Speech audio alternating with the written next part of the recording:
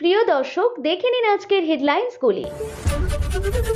I love Mohammad লেখায় 20 জন যুবকের বিরুদ্ধে মামলা দায়ের, প্রতিবাদে রাস্তায় নেমে বিক্ষোভ জনতার। পুজো কমিটিগুলির হাতে সরকারি অনুদানের চেক তুলে দিলেন জেলা পুলিশ সুপার। কলকাতার মেট্রো রেলের যাত্রীদের জন্য এলো সুখবর, গ্রিন লাইনে আরো মেট্রো পরিষেবা। রাখা আছে আরডিএক্স, ফের স্কুল, হাইকোর্ট, মার্কিন দূতাবাস উড়িয়ে দেওয়ার হুমকি। বাংলা বিরোধিতা অমিত শাহের মন্ত্রকে নিয়োগ পরীক্ষা দুর্গাপুজোর সপ্তমী নবমীতে। আসছে বিস্তারিত খবরে। নিত্য নতুন ভিডিওর জন্য চ্যানেলটিকে সাবস্ক্রাইব করুন। আই লাভ মোহাম্মদ লেখায় 20 জন যুবকের বিরুদ্ধে মামলা দায়ের, প্রতিবাদে রাস্তায় নেমে বিক্ষোভ জনতার। আই লাভ মোহাম্মদ লেখা হোর্ডিং কানপুরের রাস্তায় মেলে ধরেছিলেন মুসলিম সম্প্রদায়ের একদল যুবক। এবার সেই নিয়ে আইনি পদক্ষেপ নিল উত্তরপ্রদেশ সরকার। শুক্রবার তাদের নোটিশ পাঠানো নিয়ে প্রতিবাদে নেমেছে সংখ্যালঘু সম্প্রদায়ের বিভিন্ন সংগঠন। এদিকে ভিন রাজ্যেও এই নিয়ে প্রতিবাদ শুরু হয়েছে।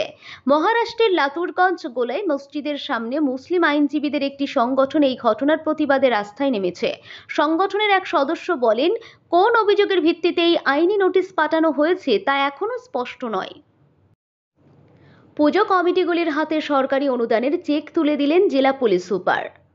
দুর্গাপুজোর উৎসবে যাতে কোনো বিঘ্ন না ঘটে তার জন্য শেষ মুহূর্তের প্রস্তুতি খতিয়ে দেখলেন আলিপুরদুয়ার জেলা পুলিশ সুপার ওয়াই রঘুবংশে। শুক্রবার বিকালে তিনি ফালাকাটে একটি বাইক র্যালির মাধ্যমে শহর ফালাকাটার বিভিন্ন পুজো প্যান্ডেলে পৌঁছন। এদিন পুলিশ সুপার শহরের দুর্গাপুজো মণ্ডপগুলি পরিদর্শন করে দর্শনার্থীদের আসা যাওয়ার ব্যবস্থা, যান চলাচলের ব্যবস্থা এবং নিরাপত্তা সংক্রান্ত দিকগুলিও খতিয়ে দেখেন। পাশাপাশি জরুরি পরিষেবার গাড়ি চলাচল যাতে নির্বিঘ্নে যাতে সম্ভব হয় সেই সমস্ত বিষয়ে পুজো উদ্যোক্তাদের সঙ্গে আলোচনা করেন তিনি। কলকাতার মেট্রো রেলের যাত্রীদের জন্য এলো সুখবর, গ্রিন লাইনে আরও মেট্রো পরিষেবা। কলকাতার মেট্রো রেলের যাত্রীদের জন্য এলো সুখবর।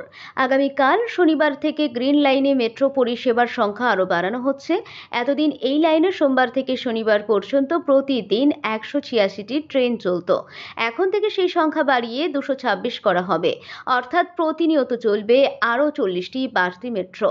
ব্যস্ত সময়ে যাত্রীদের সুবিধার্থে এখন থেকে প্রতি 6 মিনিট অন্তর ট্রেন পাওয়া যাবে। এতদিন এই ব্যবধান ছিল 8 মিনিট।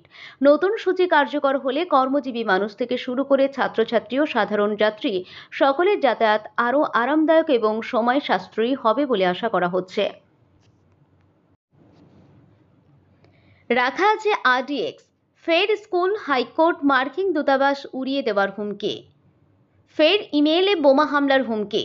শুক্রবার একটি ইমেইল মারফত মাদ্রাস হাইকোর্ট, মার্কিন দূতাবাস সহ রাজ্য পুলিশের ডিজির কার্যালয় এবং একটি স্কুল বোম দিয়ে উড়িয়ে দেওয়ার হুমকি দেওয়া হয়েছে। আর পরপর এই বোমা হামলার হুমকিতে কার্যত ঘুম উড়েছে প্রশাসনের। দ্রুত হাইকোর্ট সহ অন্যান্য জায়গাগুলিতে আঁটোসাঁটো নিরাপত্তার ব্যবস্থা করা হয়। পুলিশ সূত্রে খবর, এদিন একটি ইমেল আইডি থেকে ডিজির কার্যালয়, হাইকোর্ট এবং মার্কিন দূতাবাসে আরডিএক্স রাখা আছে বলে হুমকি দেওয়া হয়। ওই ইমেল পাওয়া মাত্রই নড়ে চড়ে বসে পুলিশ প্রশাসন। দ্রুত সেই সব জায়গাগুলিতে মোতায়েন করা হয় বম্ব স্কোয়াড, বাড়িয়ে দেওয়া হয় নিরাপত্তাও। স্কুল, হাইকোর্ট সমস্ত খালি করে শুরু হয় চিরুনি তল্লাশি। বাংলা বিরোধিতা অমিত শাহের মন্ত্রকে নিয়োগ পরীক্ষা দুর্গাপুজোর সপ্তমী নবমীতে। লোক দেখানো দরদ।